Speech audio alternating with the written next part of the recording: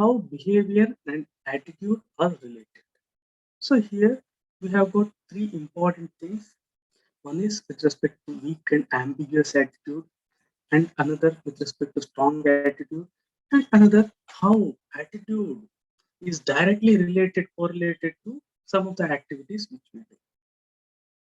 So in case of weak attitude, it is Ben's self-perception theory, and in case of strong attitude, people change their attitude in order to be consistent with the behavior that they have performed.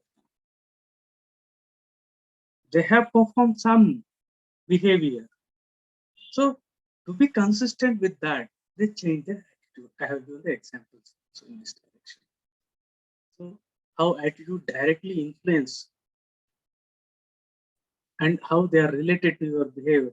I have given the examples like how just moving your head and also your hands. When you are making the gesture of like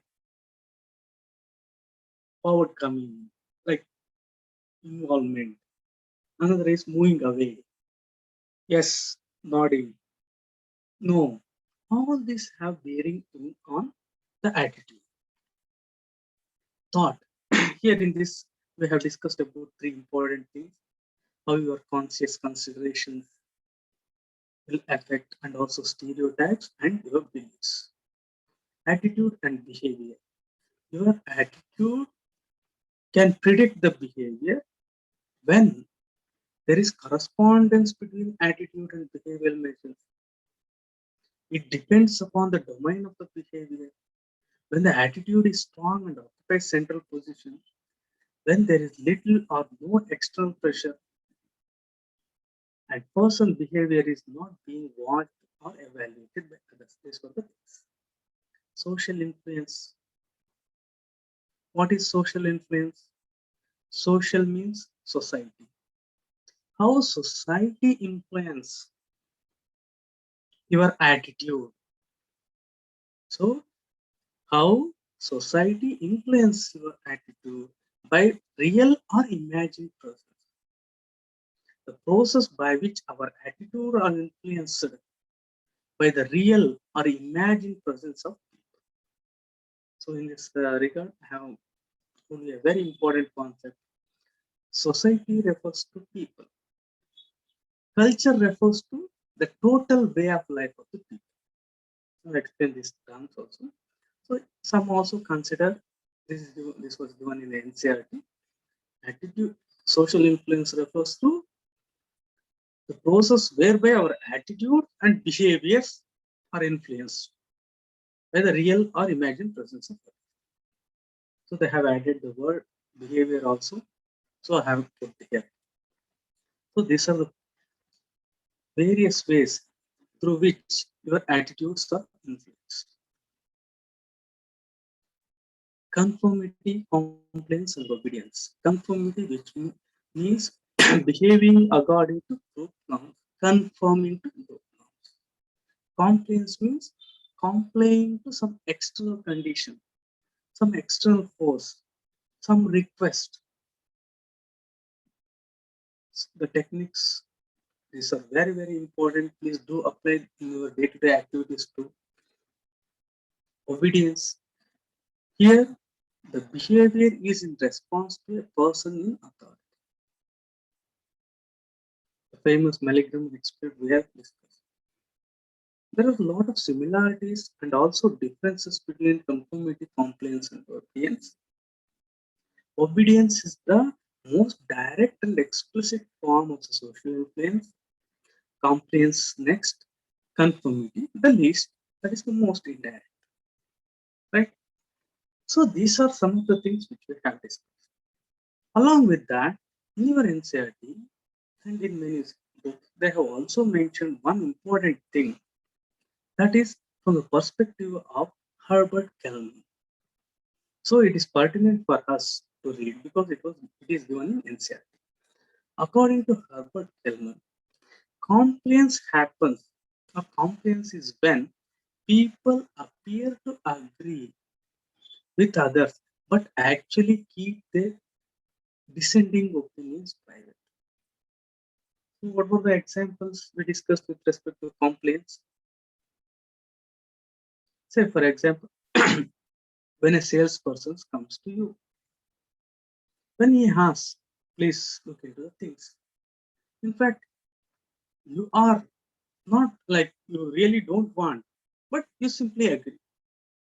The other example we took is you are riding a bike, a group of people, like large number of people, they say that we want to like just paste a sticker which says that please don't use plastic or save trees.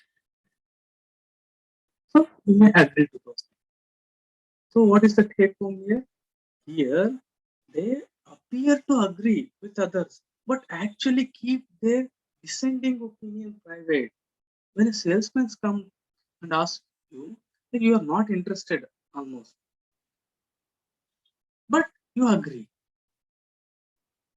Similarly, there is another way, another method of social influence that is identification. This is when people are influenced by someone who is liked and respected, such as famous film stars. So here, people identify themselves with a person whom they like or whom they respect.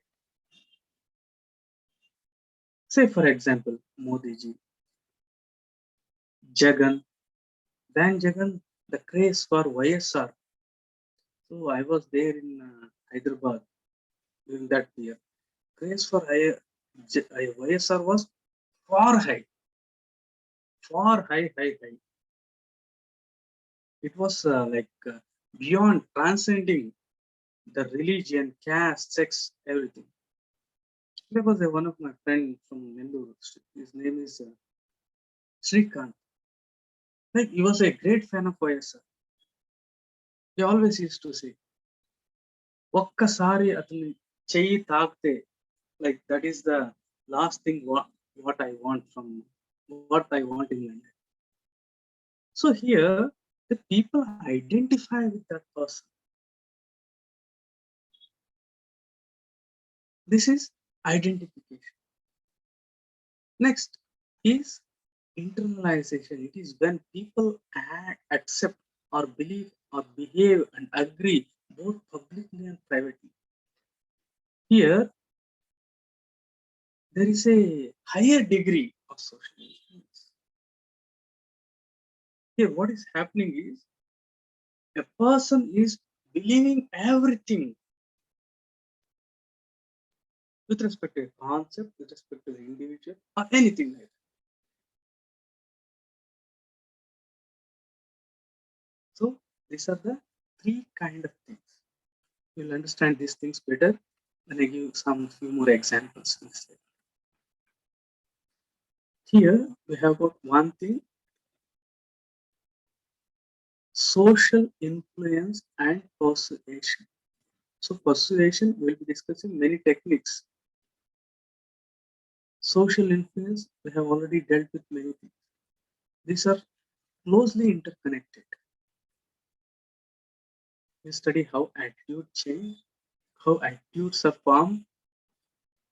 Social influence and persuasions are at the heart of or directly related to your attitude. So, how attitudes are formed, how attitude change. You should have a very fair understanding of this. So, how can we relate these things? One is to begin with compliance. Compliance is the act of responding favorably to an explicit or implicit request offered. So here there is an attitudinal change. These are the process of attitudinal change. When there is a request or some when there is a external pressure.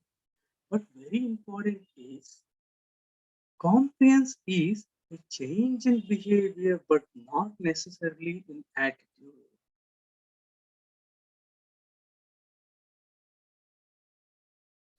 When many people come and ask you, to have a sticker pasted on your bike with respect to environment concern, you may agree that may lead to change in behavior, not ever. You are just agreeing, you are changing your behavior when there is some extra pressure. It may be request. We have seen why people complain because this is one of the easiest method. They don't want to hurt another. According to Coleman, satisfaction derived from compliance is due to the social effect of accepting influence. That is, people complain for an accepted reward or punishment around us. Here, in complaints, why they are changing their behavior? Why they are changing their behavior? Because they don't want to make others feel bad. Or when they say no, somehow it won't be that good.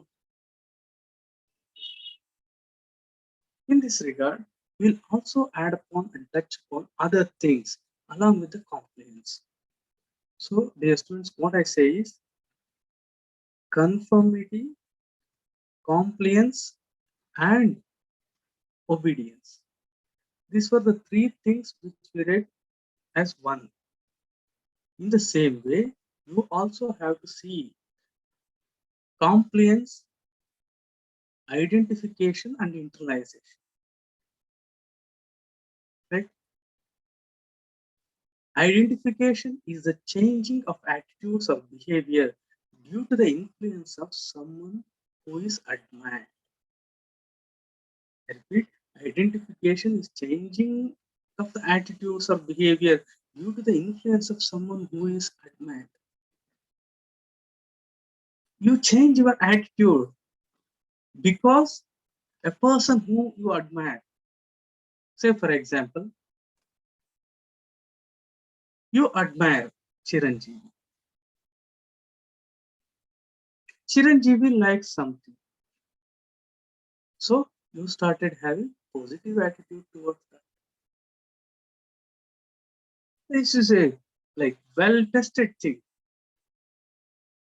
Thumbs up was not previously heard at all. But after the film stars endorse those things, people started liking that. That is the reason advertisements make use of these things. So advertisement that rely on celebrity endorsements to market their produce are taking advantage of this time. Here, identification is a changing of attitude or behavior due to the influence of someone who is admired. Virat Kohli. So I identify with Virat Kohli. So whatever Virat Kohli does, I feel that that is correct. That is positive. In case of internalization, here the acceptance of a set of norms established by people or group that are influential to the individual. The individual accepts the influence because the content of the influence accepted is internally rewarding. It is congruent with the individual's values and systems. Say, for example, like you may say with respect to the right wing things, maybe with respect to the Hindutva ideology, or with respect to the ideology, with respect to the Mujahideens who fight for their religion, they are ready to give their life, they are ready to sacrifice life. Not only uneducated, many well educated people like doctors, all these people, they are going and they are like fighting. Why? Because it is in congruence with their values. This is what they identify themselves. See here, in the previous example, in the previous case, it was identification, change in attitude. Like when you like someone, in next case, It is about all about ideology. You internalize those things. You feel that yes, this is the correct. There are, like, say for example, Puttaparthi Swami. Many like internalize whatever he says, the ideas, the values. So, my dear students, what is the take home here? Is attitudinal change can happen by all these three processes, like compliance, identification, and internalization. Internalization is very, very strong. In internalization, like if once you are influenced, the attitudinal change will be forever and it will be very strong. In, in case of compliance, it is no other way around. It's a very weak form. There's a change in behavior, not in fact the attitude. Right? So, in relation to this, you have to study the persuasion also. So, what is persuasion? Persuasion is a process of guiding oneself or the others towards the adaptation of something. Take the literal meaning. You are persuading the others. How can you persuade others? ఒప్పించగలని. How you can persuade others? How you can pursue your parent? How you can pursue a boy or a girl with whom you are in love with? Persuasion is the process of guiding oneself or others towards the adoption of some attitude by some rational or symbolic means. So, how you are pursuing? By rational, by reason, by logic, by knowledge. On the other hand, symbolic. Say, for example, with respect to the religious aspects, there is nothing logic in religion. These are the symbolic things. So, persuasion, what is persuasion? Persuasion is directly related to attitude. When you are trying to change the attitude directly, see here, please understand the difference. Social influence, society is influencing your attitude. In case of persuasion, you are intentionally trying, you are using some logic, you are using some rational means, symbolic means, right? In persuasion, it is more direct. It's a process of guiding oneself or the others towards the adoption of some attitude by some rational or symbolic means.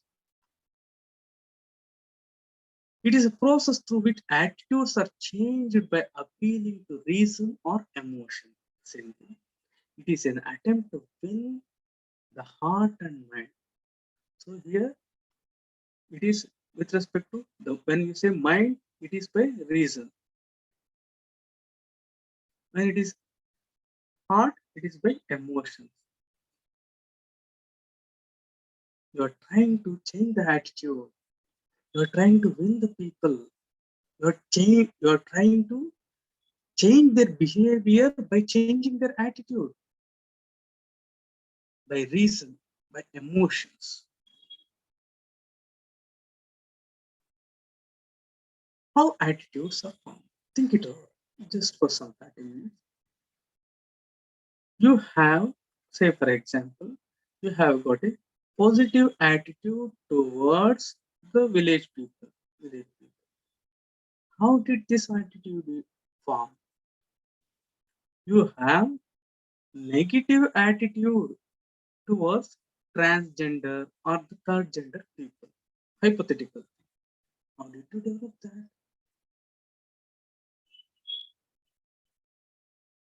You have, say for example, you have got positive attitude towards Japan, negative attitude towards China.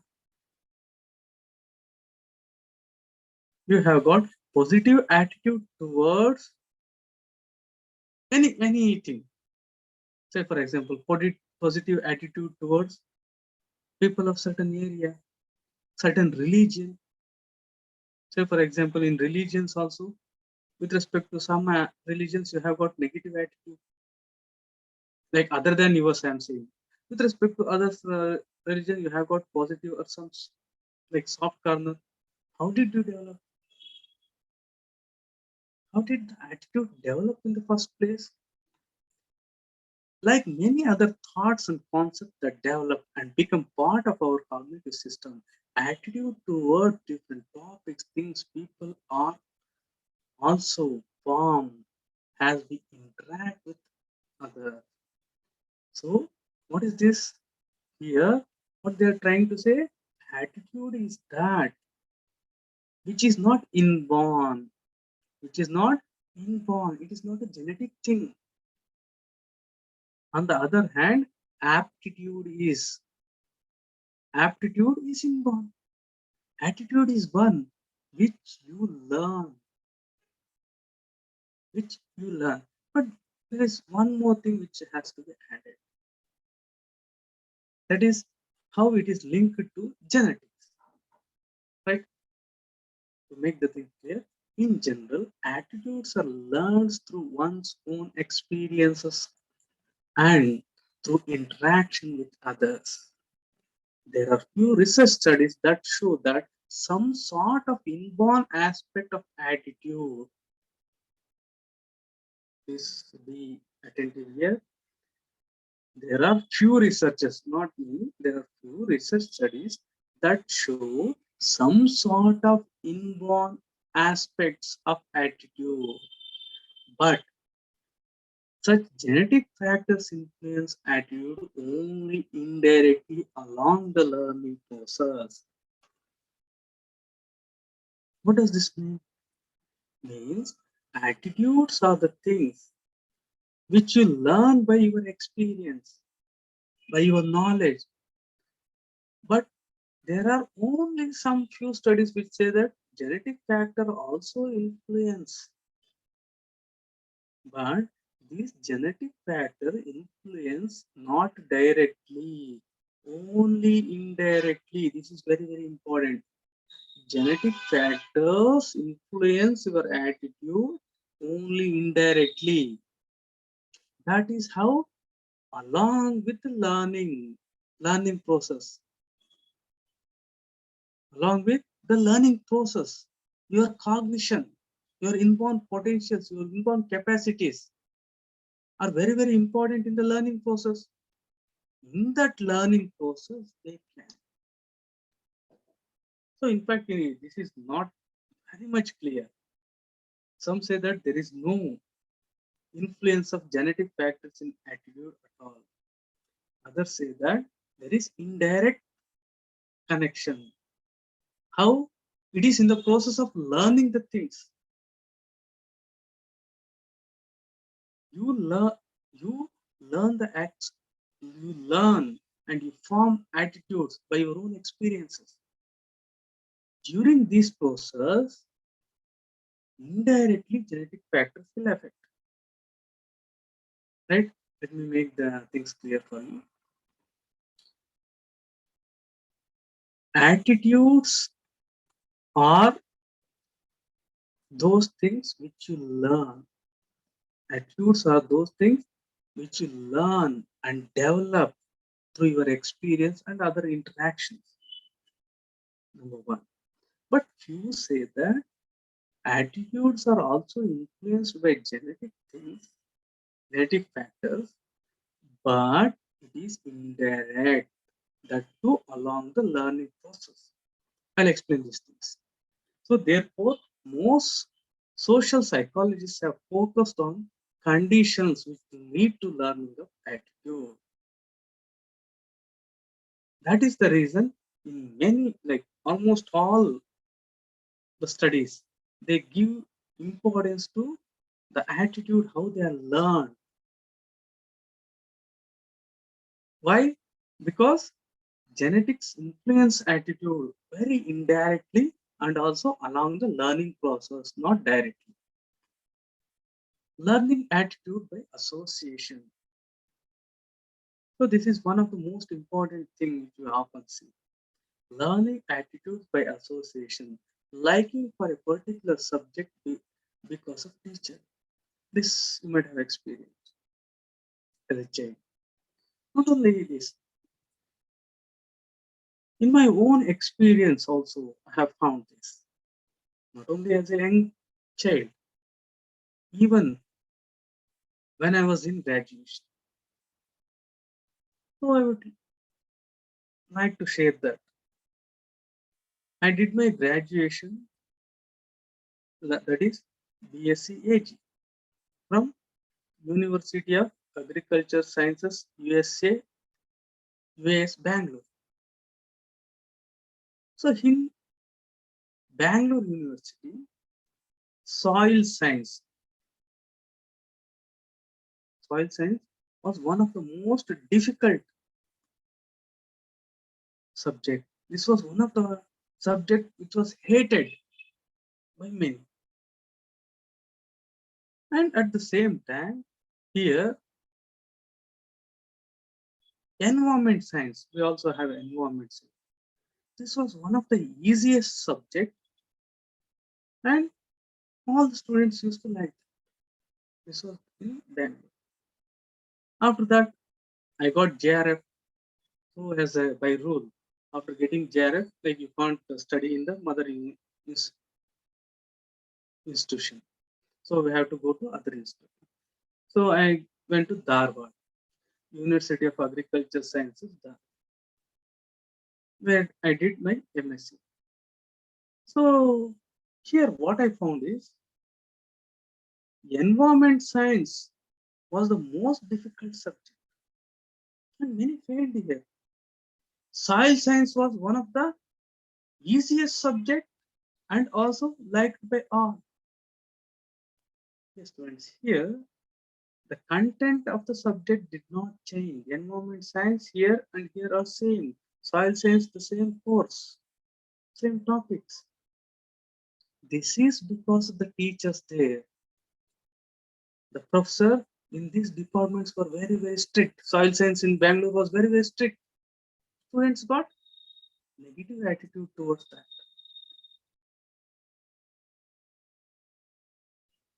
On the other hand, teachers of environment science in Dharwad were very strict, something like that. So negative attitude towards environment, right?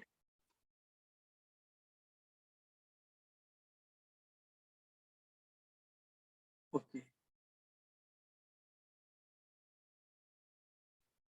I was just reading a message.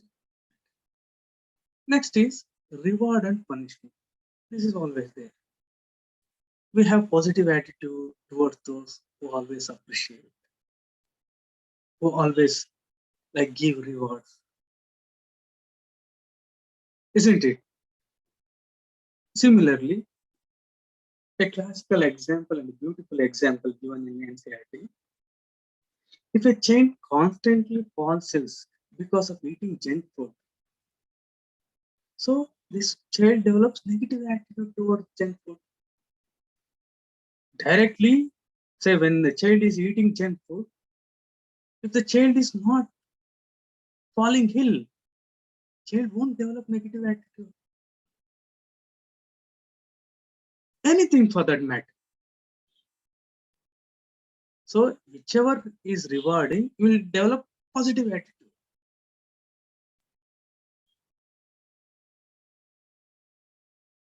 Learning attitudes through modeling, that is observing others, is a very important one. Often it is not through association, the first one, not through association or through the reward and punishment that we learn attitude. Instead, we learn them by observing others being rewarded or punished, or expressing thoughts or showing behaviors of a particular kind towards attitude. Here, one question. Children form a respectful attitude towards elders. Why? This is through modeling. This is through observation. You are afraid or you have got certain attitude towards police, not because of association or reward or punishment. It is because by observing others, you have seen police beating others. You have seen police like beating many people in films, in real life, and you have heard people say police fought me and they gave me all this torture. So it is the most important method, that is through observing others. We learn by observing others how they are punished, how they are rewarded. Children's respect elders because by observing. Say, for example, if someone touches others' feet, society says that he is a very humble person, very good person, very respectful person. He is upholding our culture, tradition. So you also start doing that. Next, we learn attitude through the norms of our group or culture. We learn attitude through the norms of our group or culture. What are norms? Norms are the unwritten rules. Norms are the unwritten rules of behavior of a society. We respect elders. We respect women. These are norms of the society. Say, for example, the classical examples given, offering money, sweets, and fruits in the place of worship is a normative behavior in some religions. When individuals see that such behavior is shown by behavior shown by others is expected and socially approved, they may ultimately develop a positive attitude towards such behavior and associated feelings of devotion. Here, say for example, God. You go to temple. Here, after like puja, you will be getting prasadam, and also you will be getting flowers. What is the norm? Norm of the society is to take as though this is the prasadam given by the God. Like almost we feel that this is the thing given by the God. Because like this is a norm. It's not by rational thinking. Somehow, if you go through all the process, how the prasadam is made, how the flowers they will be giving. In fact, those flowers won't be like put in front of the God also. Simply they will be giving some flowers. So we learn attitude. Attitudes are formed by the norms also. Learning through exposure to information. Here it is one of the most important things. The information may come from many other places. So for example, reading the biographies of self-actual person, an individual may develop a positive attitude towards hard work and other aspects as a means of achieving success. So this has become a buzzword. Whomsoever who is successful. Have you heard anyone saying that I became successful by luck, by fluke? No. Shah Rukh Khan says that I made a lot of hard work. That is the reason I am here. First ranker says that I worked very, very hard.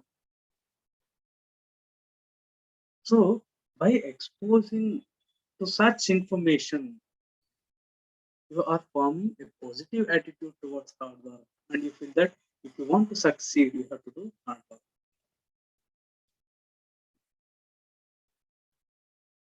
So these are some of the things. Coming to the next topic, factors that influence attitude change. Means when attitude change fast, when attitude change slow, in this regard. Attitude factors that influence attitude change. The first important thing is the characteristics of the attitude which we have studied. That is valence, extremeness, simplicity, centrality. In this regard, positive attitudes are easy to change than the negative attitudes. Think it over. You have got a negative attitude towards some individual or some person, some religion, some individual, some thought. That is very, very difficult to change. You have been friend in like with some individual, you have got a good rapport for many years. But just by one act, if you get a negative attitude toward that, your friendship of 20 years, 30 years may end in only one single thing. Positive attitudes are easier to change than negative attitude. So, my dear students, what is the take home? You should not have negative attitudes. See that others don't have negative attitude. At least the people with whom you want to associate, see that they don't have negative attitude. Extreme attitudes and central attitudes are more difficult to change. See, extremeness means in the line like one very bad, five very good. These are the things which are very, very difficult to change. Extreme attitudes and central attitudes are more difficult to change than less extreme and peripheral attitudes are. Simple attitudes are easy to change than the multiple attitudes.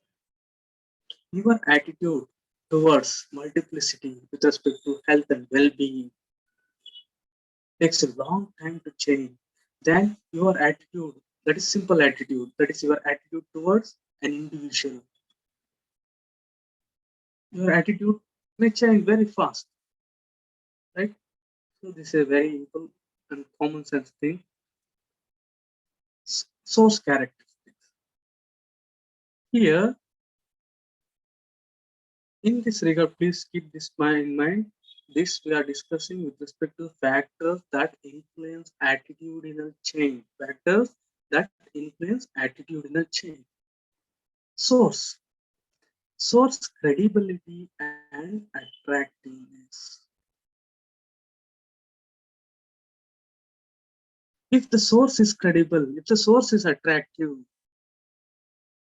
then it will have a greater influence in changing the attitude. Adults who are planning to buy a laptop are more convinced by the computer engineers who points out special features of a particular brand of laptop versus a chain. Same, the child also gives the same information, think that he gives a better information. But you always go with the computer engineer because credibility. On the other hand, attitude can be influenced when the source is attractive.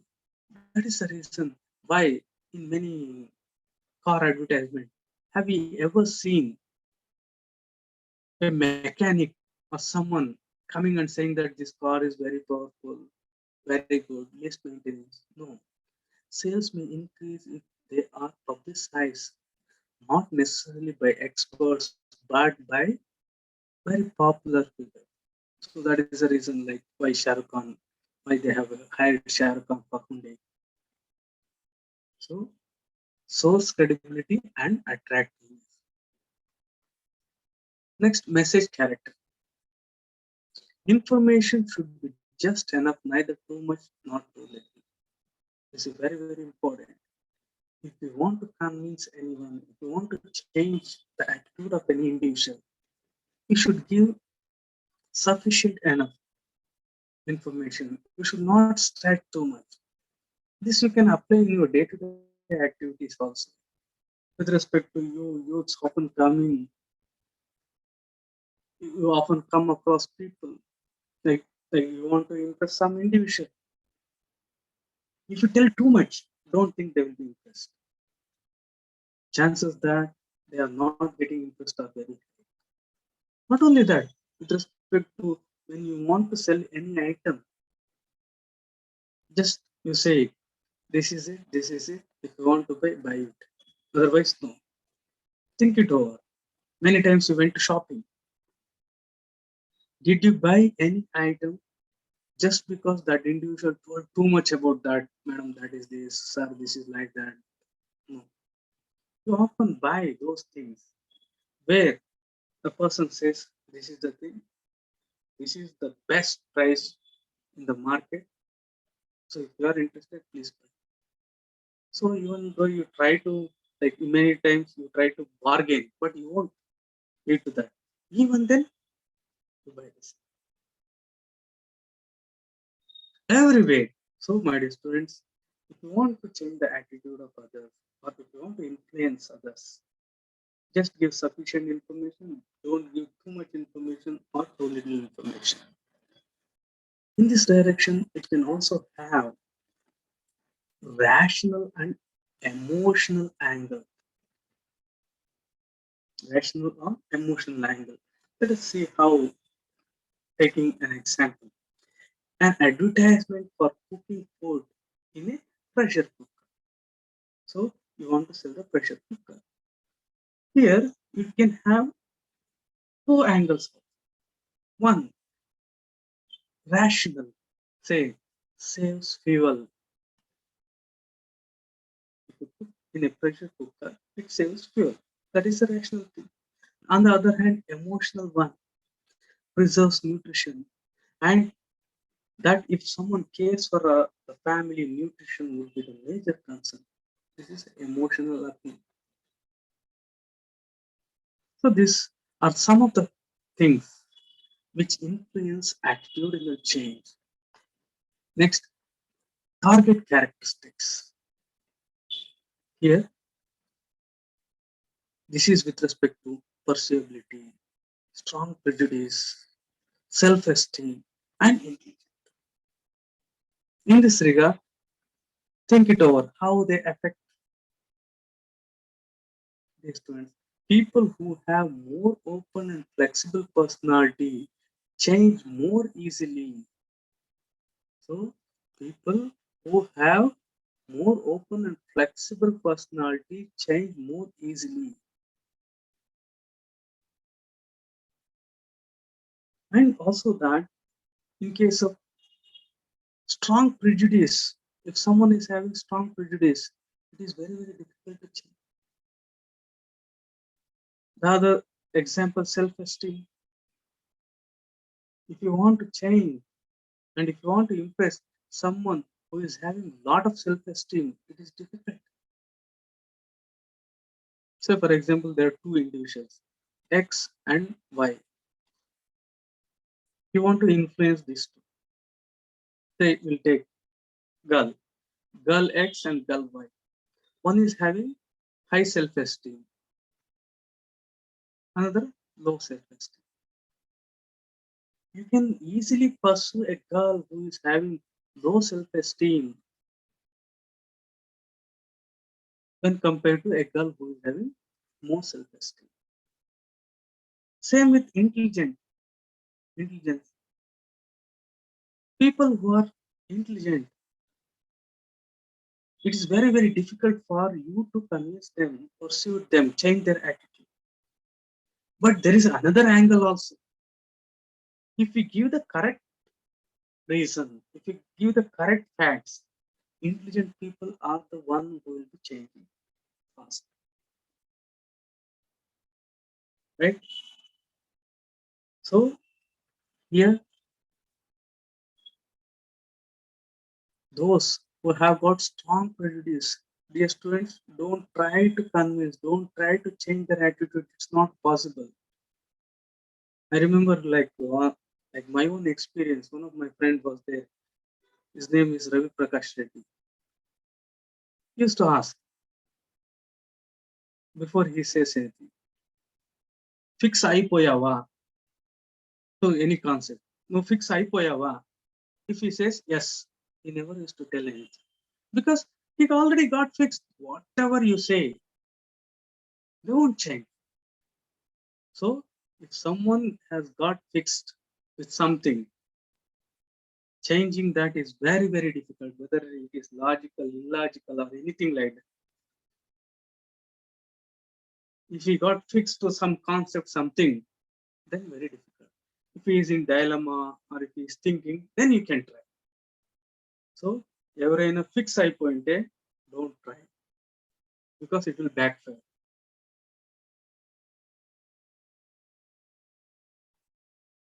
Next, here, mode of spreading the information is also important. See, my dear students, the examples which I am giving, other than the examples which I give on my personal thing, all the things are some of the most important, classical, and also most authenticate. If I am putting anything on the slides, those are some of the most authenticated things which you won't find anywhere. See, in this case, most of the things I have taken from many standard books and also NCERT. So you can blindly take, especially the examples which I put on the slides. Please reproduce them as it is. Face-to-face transmission of message is usually more effective than indirect transmission. Say, for example, with respect to ORS, oral rehydration salt. So what is the full form of ORS? Oral rehydration salts. Here, there are two methods of this. In case of like one going face to face and another through indirect method.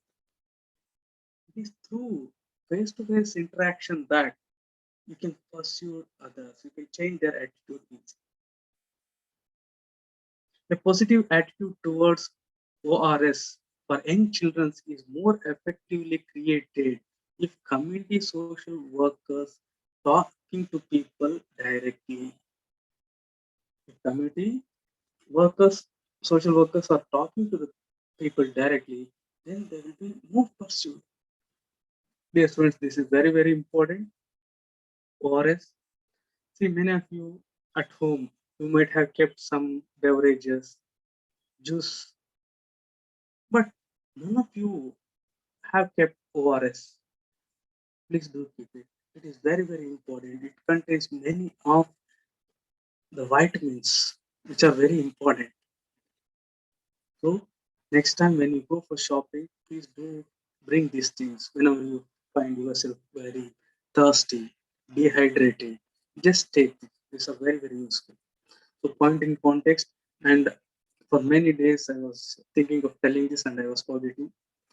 Dear students, if you have not got vaccinated yet, if you have not vaccinated yet, please do vaccinate. This is a very high time that you vaccinate. In many places, for people like who are above 18 and below 45, it's not available. So, for example, in Bangalore, almost government availability or government is not providing vaccines to those in the age group of 18 to 45. They are just concentrating on above 45. Don't wait till that time because our country is a one where you have a scores of people. It's just a matter of some 700 to 800 rupees. Go to the private hospitals and get vaccinated. So just for 700 or 800 rupees, like don't think, don't wait for too long. Don't get vaccinated. And afterwards, if you take, for example, COVID shield, you have to wait for 84 days, means already next one more, like 3 months, you have to wait for getting second dose. So go to the private hospitals, get vaccinated at the earliest. Because the opportunity cost of 700 or 800 is very, very high in this case. Not only you, all the people surrounding you will be at high risk. In fact, there was a huge explosion of corona in Bangalore. What was my personal observation is, if there are some homes, say for example, there are 10 homes, in that, if at least one individual got corona, means all got corona invariably. Only those people who somehow stayed in penthouse kind of thing, they other members did not. Otherwise, if you are in staying in a home, say for example, it is 3 bedrooms, we have got 3 bedrooms. You are isolated in one bedroom, and even if it has some attached toilet or anything like that, all the people have got. And there are some houses where there is no corona because no individual has got. In the second wave, all the people who had public interference, who are in public, almost all have got. Invariably, they have got. I inquired with many of my students, many of my classmates. See, among my classmates, 3, 4 have died. I was wondering, and I verified with others also. It's same with many. 3, 4 juniors of mine have died. It's not only for you; it's for all. So please do, please do get vaccinated at the earliest. Next is with respect to components of persuasion. This is a very important thing, but it is a common sense. It's just a common sense, very easy, fairly easy, fairly simple. You can just go through them. You already know these things. This is like you can correlate to the components of communication, which you might have heard or read somewhere. So first one is communicate. The personality, style, and other characteristics of the person who makes the influential act. So first component, you can say the communicator who is trying to pursue. Second is message. Message refers to content, style, and other characteristics of the communication. The content, what is there with respect to the communication. Next is the channel. Channel means medium through which the communication is present. Next is audience. The feeling and personality of the individual or individuals to whom the communication is addressed. Next is environment, social or physical characteristics of the communication setting. So these are some of the components. So communicator will use the channel to pass some message to some audience in a given environment. So how you convince someone,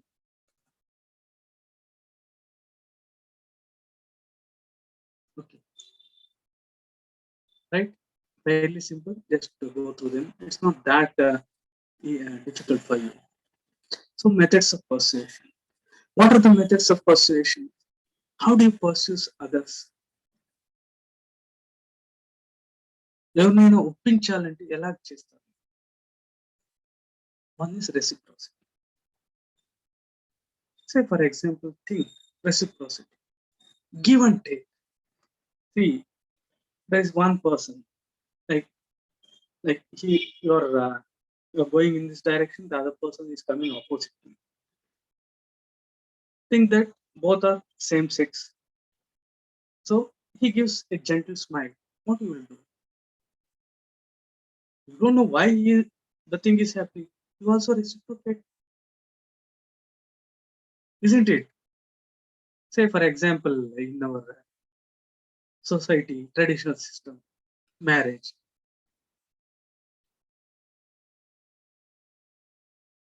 Raghu has given 500 rupees for my son's marriage. So what should I do for Raghu's son's marriage? I also give some money, at least in the range of 500. Another individual is there, Mahesh. He has given 100 rupees. So how much will you give for Mahesh's son's marriage? Always in society there is reciprocity. Reciprocity is a very, very important thing. See, these are some of the things according to Robert Cialdini in his book Persuasion, Influence. One of the most important books. It has been bestseller for many years. According to him, there are four methods of persuasion. If you want to persuade anyone, reciprocation is one of the best methods because give and take is a central principle of reciprocation. People find some way to replay what they receive from others. మాకు అతను రుణ వద్దు ಅವನ ಋಣ ನಮಗೆ ಬೇಕಾಗಿಲ್ಲ. Why? Because they want to reciprocate. If someone has gifted you, someone has given something in your daughter's first day, birthday, in your son's birthday, in your son's marriage, you want to reciprocate. Not only in this material thing, in any respect. Say, for example, they're like a family, husband and wife. They expect that they will get their son married next year or somewhere next year. After one, they are looking for the matches. In 1 year, their son may get married. So what these people do?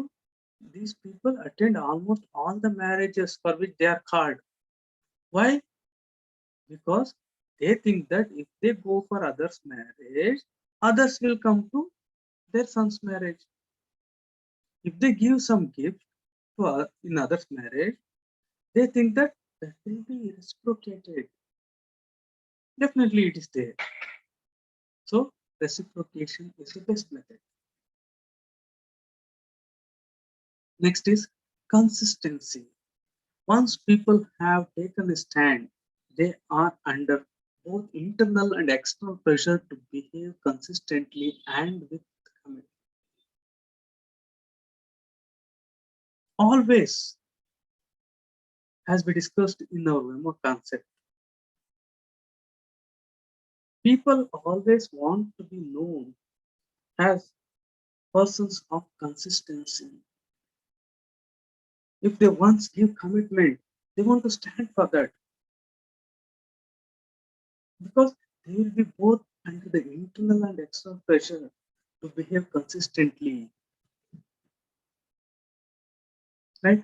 So consistency is the one. Next, social proof. This is a very important thing. We decide what is correct by noticing what other people think is correct. If someone is behaving in a correct way, especially at the higher level, most assume that it is the right thing to do. Say, for example, in many religions, the people who are there, like who are worshipped, who are revered by the followers of this religion. Say, for example, Rama. So Rama, like Ekapativrata. So people think that having only one spouse is the noble thing. Say, for example, in some religion, their religious teacher or someone, they were involved in marrying more than one wife. So the followers of that religion think that that is the correct one. Not only that, we decide whether a thing is correct or not, good or bad, by watching others. We decide what is correct by noticing what other people think it is correct. Isn't it? So social proof is needed. Then likingness. This is often like most explicitly seen. People say yes to people whom they like. It is dependent on two things. One is physical attractiveness and similarity. So here people say yes to people whom they like. This liking may happen because of physical attractiveness. That is the reason why most of your film stars, celebrities are physically very attractive. On the other hand, similarity. When you have got similar things, when you have got maybe with respect to physics, with respect to problems, anything, you have got a bonding with respect to similarity. So they like that. Right? So people like based on two important things. That is, one is with respect to attractiveness, and another with respect to similarity. It may be with respect to thought, with respect to ideas, with respect to religion, with respect to color, sex. So in all these cases, people are ready to accept those things when it comes from those people whom they like. Then authority. People respect authority, both real and implied. These are the 6 methods of persuasion. 6 methods of persuasion according to Robert Cialdini, a very famous author. But these are not the end. Here for this, you have to take into consideration and you have to add everything what we have discussed with respect to the attitude formation. Attitude formation, the factors which influence attitude. So all these things and these 6. This means once again I reiterate, many students think that these are the only things which are involved in persuasion. No, these are 6 important things according to Robert Cialdini, which is present in most of the books. Right?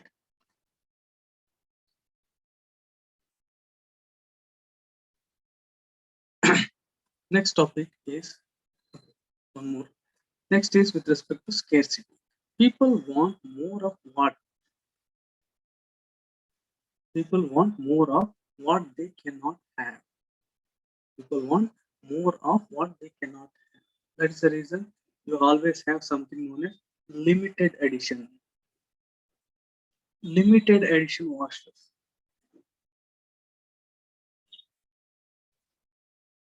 People want more of what they cannot have.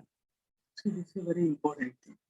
We often forget many important things, many luxuries, many comforts which we have. The comforts, the luxuries, what we have now today, were not being present even for kings, even for monarchs, just some 50 years back. Say, for example, 50 years back, 1970, a king or a monarch, Queen Elizabeth, was she having telephone then? Was she having mobile phone? Was she having a color television? No. Then riding a bicycle was a great thing then. Now you have mobile, you have car. What is the point I'm trying to say is people are attracted for those things which are not present in others. Means only they have. All are having car means it doesn't give them much pleasure. They won't be more pursued. So people want to have more of what is not there. So say for example, collecting collecting the coins of 1 century back, 2 century back. Why? They are worth more also. Why? Because scarcity. People want more of what they cannot have. If everybody has that, then they won't be impressed by this. So these are the 6 methods of persuasion. This I have I can make in this diagram. Social proof, commitment, reciprocity, liking, authority, and scarcity. These are the methods by which you can persuade, you can influence others easily.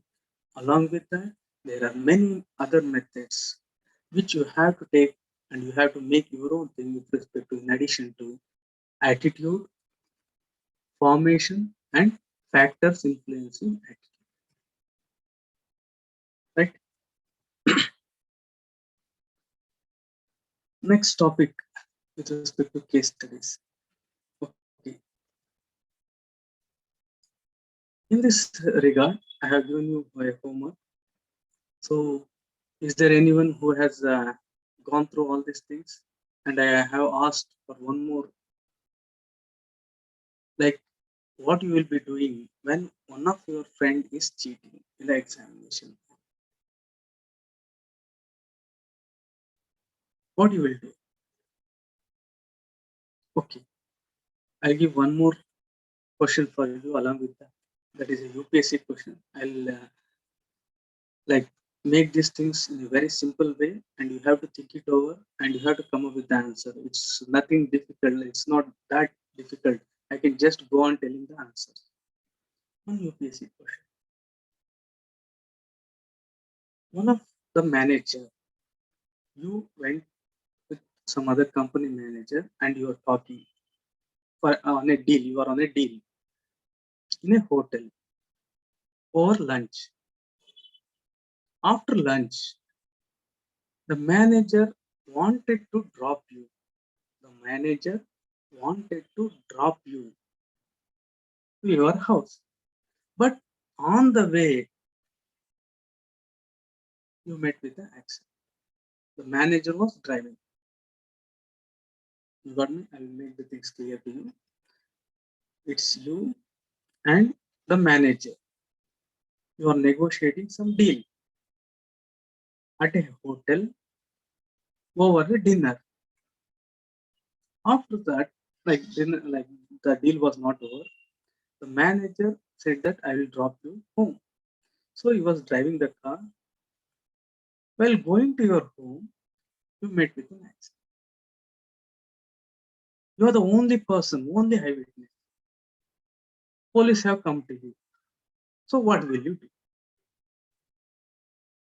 Here the main question is, the underlying construct is,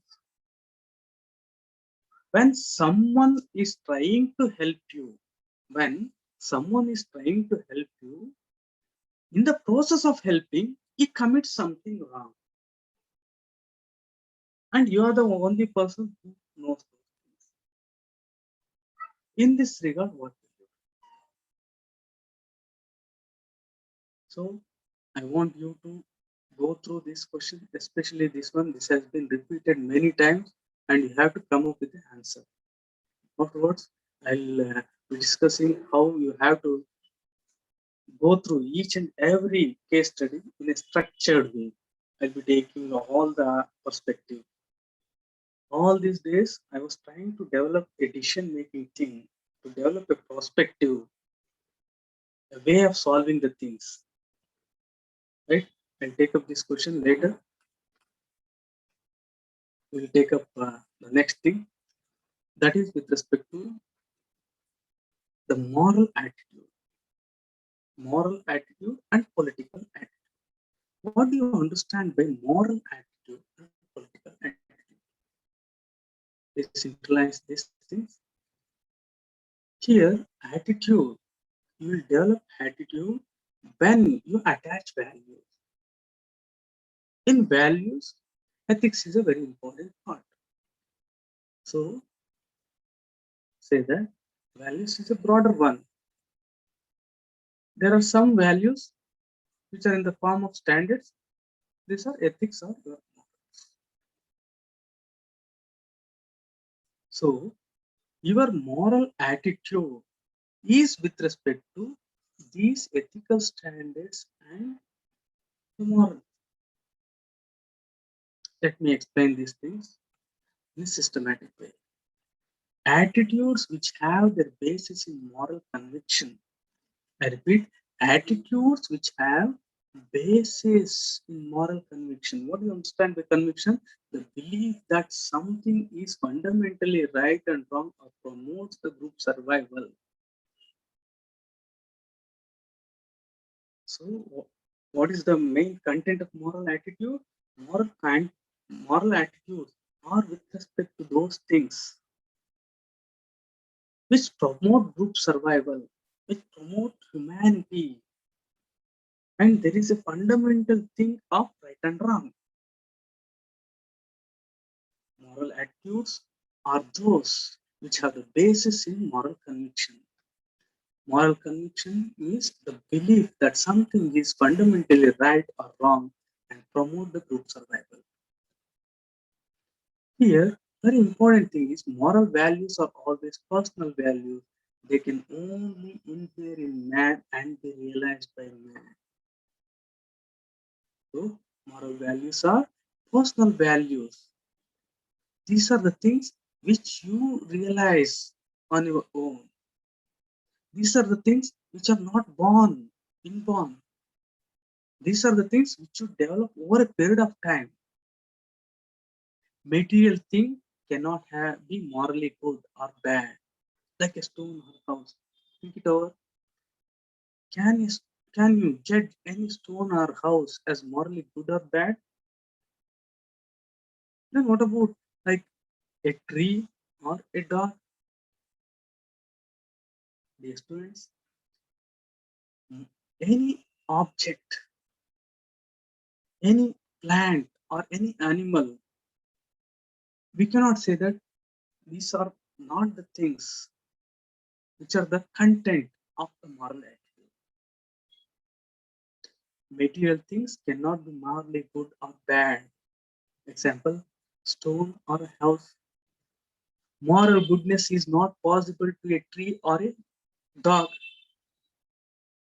Similarly, works of a humankind, works of mankind in the form of discovery, scientific books, works, cannot properly be said to be the bearers of moral value, but they reflect indirectly. So, the moral attitudes which are directly connected to moral values are the personal things, neither the material things, nor a tree or a dog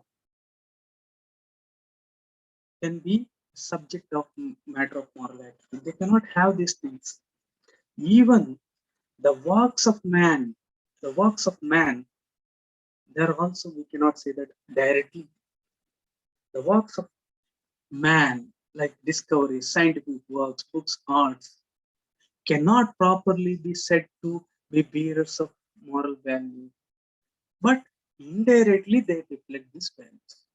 This is a very, very important thing. This is in the context of moral attitude, right? Next is moral values are the highest among all the natural values. Why? Moral values are the highest among all the natural values. Here, moral attitude is connected with the moral values. There are many other values. Moral values like goodness, purity, truthfulness, humanity to man ranks higher than genius, brilliance, beauty of the nature, of art, the stability and the power of the state. So, among the values, moral values have the highest and are at the peak. So, moral values like goodness, purity, truth, humanity of the man rank higher than goodness, brilliance, beauty, etc. Not only that, positive moral values are the focus of the world, focus of the mankind. Negative moral values, the greatest evil, worse than sickness, suffering, death, or the disintegration of flourishing culture. We all focus towards positive moral values. Negative moral values are worse, like stealing. Negative one. It is worse than suffering, sickness, death. So many people say that, like Socrates and Pluto, they say that it is better to suffer injustice than to commit it. It is better to suffer injustice which is being inflicted on you than committing that one.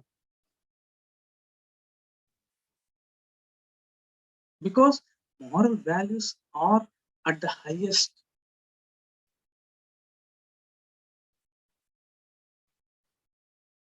How can man participate in these moral values?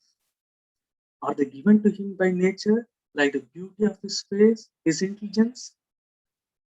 I repeat, a very important question. How can man participate? How can man participate in these moral values? Are they given to him by nature, like beauty of his face, his intelligence? The answer is no. They can only grow out of his conscience. Man himself must essentially cooperate for their realization based on your conscience, based on your thought. And when you are trying on your own, if you when you are not indifferent, when you are trying to cultivate, then only you can have. Because these are the things which are not inborn, which are not innate. These have not come through genetics. They grow by your conscience, by the conscious choices you make. And for this, you have to cooperate to realize those things.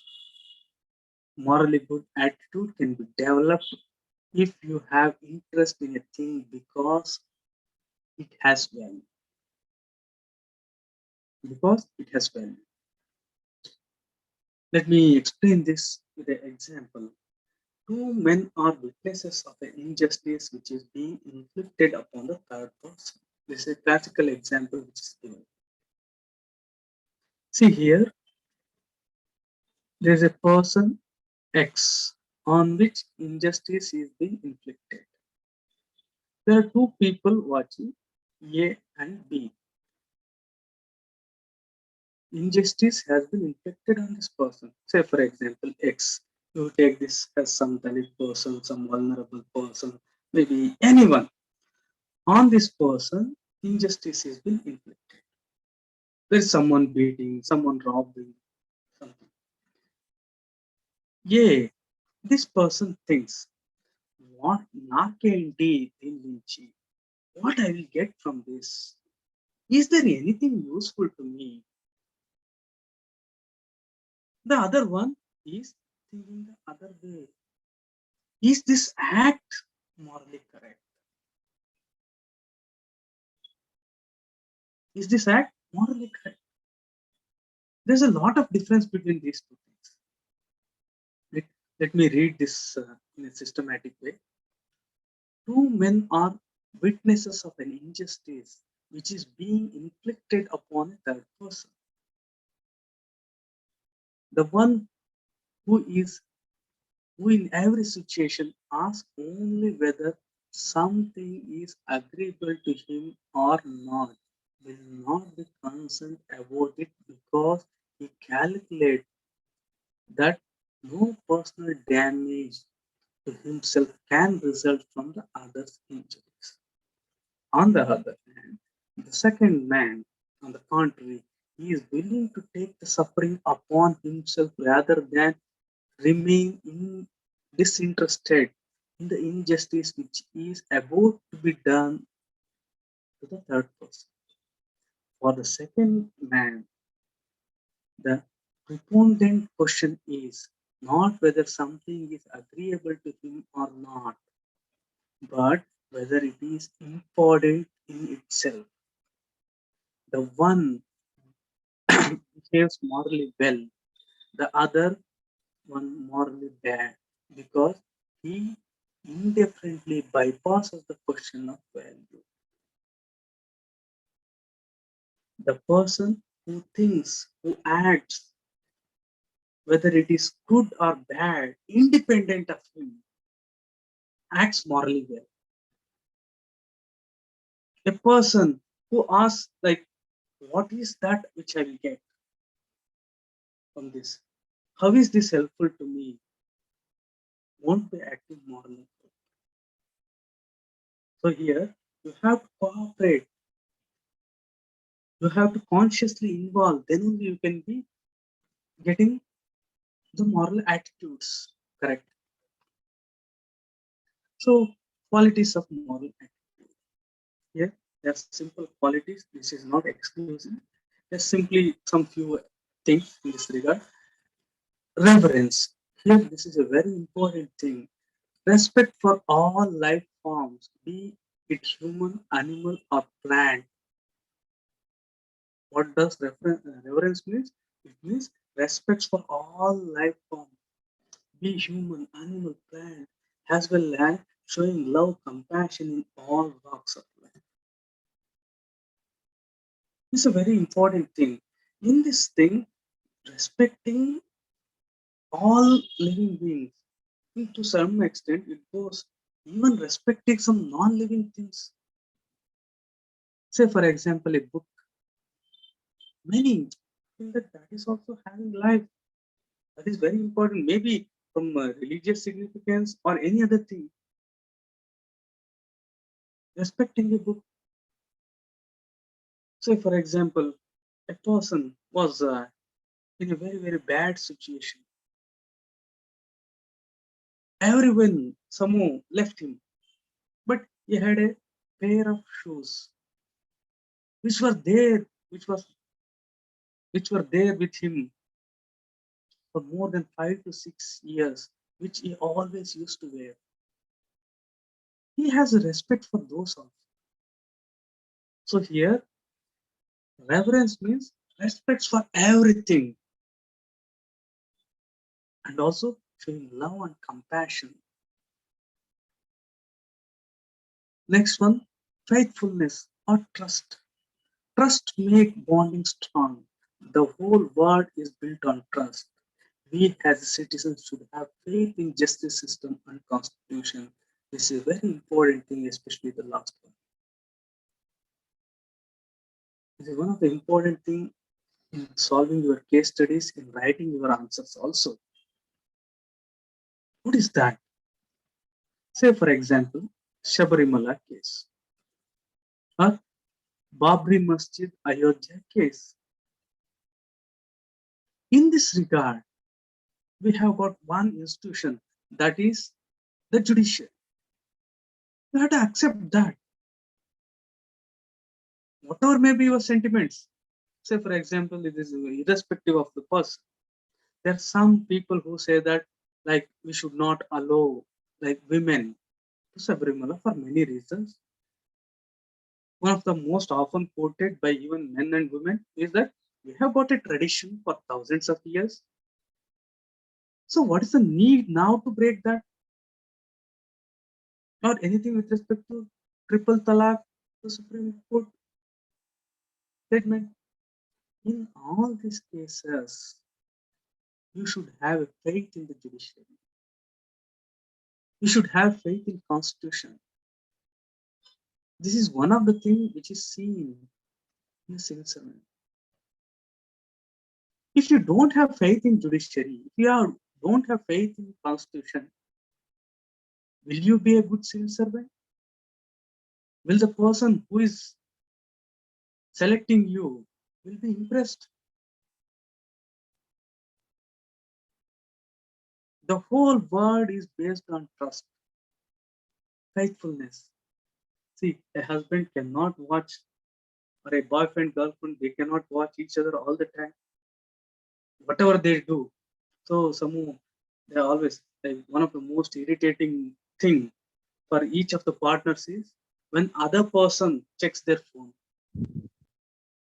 It is not possible to find, even if you spy them, even if you put some camera to their body, to their anything, anyway. It is always the faith. Once you have lost the faith, gone. Say, for example, if you have faith on your father, on your children, on your daughter, so whatever they do, someone you believe. If you don't have faith, whatever they do, you won't believe.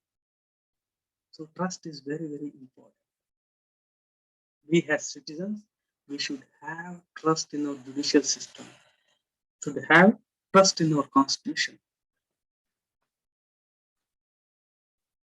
Veracity, habitual observance of truth in speech or statement, that is truthfulness. This is like being truthful in every aspect. Here, it is not that by trial and method or some cognition or anything like that. You are truthful habitually, means you are addicted or you simply do truthful things. Means this is one of the virtuous things. You don't know other way of doing the things. You are always truthful habitually, even without your thought. Moral awareness is very essential for moral responsibility. If you don't have moral awareness, you will be simply floating like a log of wood in the river. You will be going in the direction of the water. Wherever it takes, you'll be simply going. You should have the awareness. You should be morally conscious as to what is happening. So these are only few.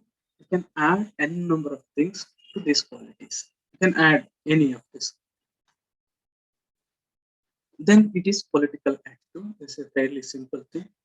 So attitude means, what is attitude? Can we apply the same things for political attitude to define political attitude? Political attitude is an expression of favor or disfavor towards different political ideologies, politicians, and political cultures prevailing in a society. So, political attitude is an expression of favor or disfavor towards some things which are related to power, political ideologies, politicians, political cultures, right? So this is in fact, a little bit difficult thing. When you go deep, if you read superficially, it appears very easy. One more thing here. Please think over as to how to define political attitude, how to define moral attitude.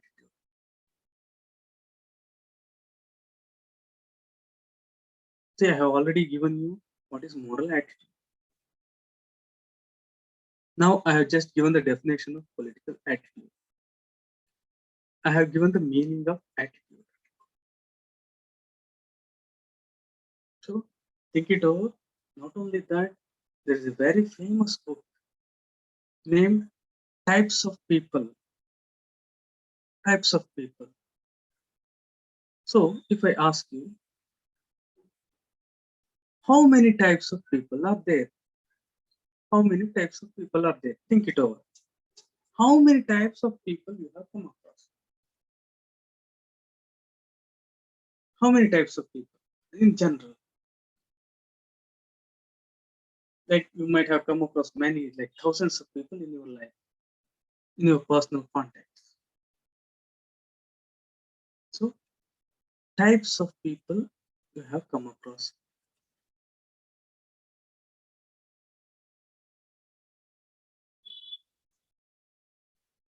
Right? So I would like to wind up the session here. I'll take up tomorrow with respect to the political attitude. Like what I would like to like ask you is, please go home and think about different kinds of people whom you have come across. different kinds of people in your life in any way you have come across.